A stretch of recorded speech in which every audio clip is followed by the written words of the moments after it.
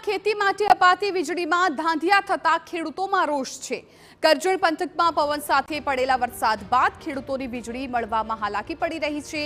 વંટોળ સાથે પડેલા વરસાદથી વીજપોલને નુકસાન પહોંચ્યું હતું, જેને એક સપ્તાહ વીતવા છતાં કરજણ તાલુકાના અનેક ગામના ખેતરોમાં હજુ વીજ પુરવઠો પૂર્વવત નથી થયો।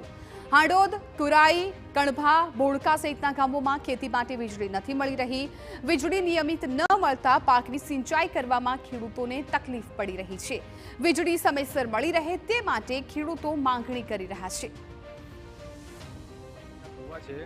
બે છે કે હાંડોદ ગામમાં આ વાવાઝોડા પછી જે વીજળીના પોલ ધરાશયી થઈ ગયા છે એગ્રીકલ્ચર ડિપાર્ટમેન્ટમાં, તેમાં એ લોકો રજૂઆત કરી છતાં પણ હજુ ઊભા કરવા આવ્યા નથી અને ઘણા ખેડૂતોના પાક હજુ બળી રહ્યા છે। અને અત્યારે તો લોકોની સિઝન ચાલુ છે કપાસ વાવવાની, અને એ લોકો હજુ અઠવાડિયું 10 દિવસ થઈ ગયા પણ હજુ ભરવા આવ્યા નથી અને દરેક ખેડૂતોને તકલીફમાં છે। કુએ માણસ રહે છે, તેમને પાણી પીવાની સમસ્યા, ઢોર ઢાંકરની સમસ્યા છે।